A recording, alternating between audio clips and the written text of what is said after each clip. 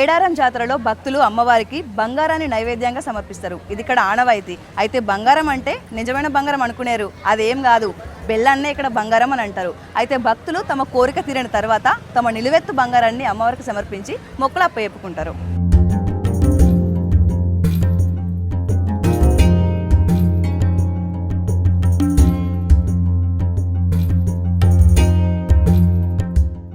సమ్మక్క సారక్క వీరుల జాతర మన మేడారంలో, ఆదివాసుల మరుల జాతర,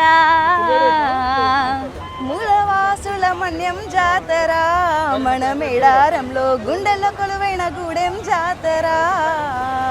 ఓ దిమ్ దిమ్ దిమ్మారే దిమ్ దిమ్ దిమ్మారే దిమ్మ తిరిగిపోయే దర్వే మారోరే. ఓ దిమ్ దిమ్ దిమ్మారే దిమ్ దిమ్ దిమ్మారే మేడారం దుమ్ము మేళాదే కోరే. మేడారం జాతర అనగానే ఇది ఆదివాసీల జాతర అనే పదం చాలాసార్లు వింటుంటాం. అయితే ఇప్పుడు కొత్త రూపు సంతరించుకున్న గద్దెల ప్రాంగణం ద్వారా ఆదివాసీల చరిత్రను, వారి మూలాలను భవిష్యత్ తరాలకు అందించాలనే ప్రయత్నం కనిపిస్తోంది. ఆదివాసీలు అంటే కోయలు. వారికి సంబంధించిన పూర్వీకులతో పాటు వారి జాతికి చెందిన చెట్లు, జంతువులు, చిహ్నాలు, ప్రకృతి అంశాలను ఈ గద్దెల ప్రాంగణంలో మలిచారు.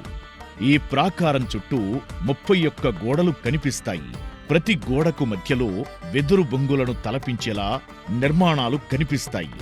ఈ 31 గోడలపై ఆదివాసీలకు సంబంధించిన మొత్తం చరిత్రను అర్థం చేసుకోవచ్చు. వీటిపై ప్రత్యేకించి గొట్టు గోత్రాలకు సంబంధించిన వివరాలను పొందుపరిచారు. గొట్టు అంటే మన సాధారణ భాషలో గోత్రం లేదా వంశమని చెప్పుకోవచ్చు. ఏ ఆదివాసీలైనా 3 నుంచి 7 గొట్లలో ఉంటారు. వివాహ సంబంధ విషయాల్లో గొట్లను ప్రధానంగా పరిగణిస్తారు. ఇక్కడ మనం చూస్తున్నట్లయితే కోయలకు మొత్తం 7 గొట్లు ఉంటాయి. వాటిలో మొదటి గొట్టును స్త్రీ అండరూపానికి కేటాయించారు. రెండో గొట్టును సూర్యచంద్రులకు కేటాయించారు. ఇవే ఆ సూర్యచంద్రులు, అంటే ఆదిశక్తి, సూర్యుడు, చంద్రుడు.